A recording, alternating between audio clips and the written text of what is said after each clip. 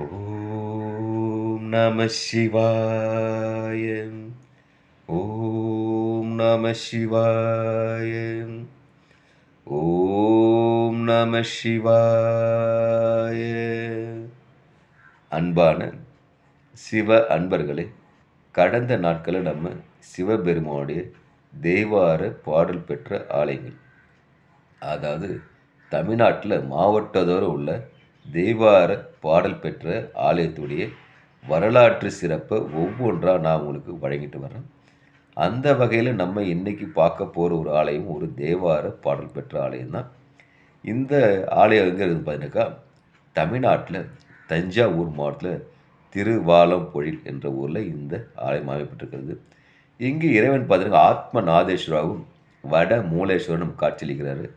தாயார் ஞானாம்பிகை நமக்கு அருள் பாலிக்கிறாங்க. தல விருட்சம் ஆலமரம், ஆனால் தற்போது இல்லை, அங்கே வில்வ மரத்தை விருட்சமாக கொண்டாடப்படுது. தீர்த்தம் பார்த்தீங்கன்னாக்கா காவேரி குடமுருட தீர்த்தம். அப்புறம் பார்த்தீங்கன்னா அப்பர் திருநாவுக்கரசர் பாடல் பெற்ற ஆலயம் இந்த ஆலயம். புராண பேர் என்ன பார்த்தீங்கன்னாக்கா பரம்பை குடி திரு ஆலம்பொழிலாக வந்து புராண பெயர் சொல்லப்படுது. சோழ நாட்டு காவிரி தென்கரை தளத்தில் இது 10வது தலமாக பார்க்கப்படுது. இப்போது இந்த ஆலயத்தில் தல வரலாறு என்ன சொல்லுதுனாக்கா, அஷ்டவசுக்களும் காசி பைரவர் போன்ற வழிபட்ட தலமாக சொல்லப்படுது. அதாவது பிரம்மனின் தலையை கொய்த பைரவர் வந்து இங்கு வந்து வணங்கியதாக சொல்லப்படுது.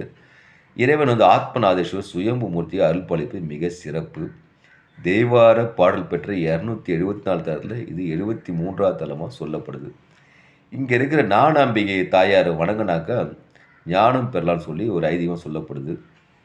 இப்போ இந்த ஆளுக்கு தலை வரல என்ன சொல்லுதுனாக்கா, தட்சனின் குமாரிகளை பார்த்தீங்கன்னா பஸ்ஸுன்றவர் என்ன பண்ணுற, அவங்களுக்கு 8 பேர் இருக்காங்க.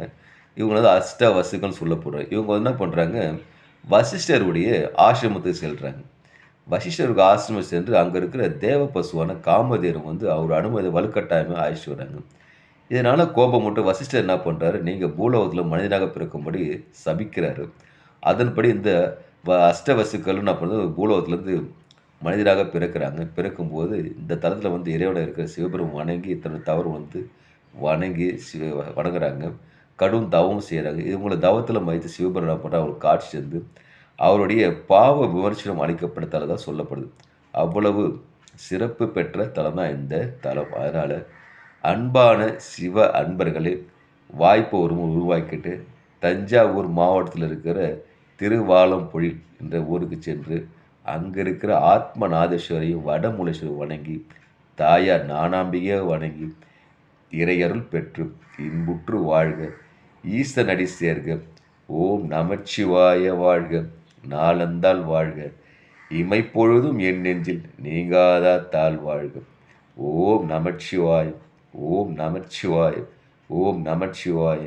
அன்பையே விதைப்போம், அன்பையே அறுவடை செய்வோம். ஓம் நமச்சிவாய.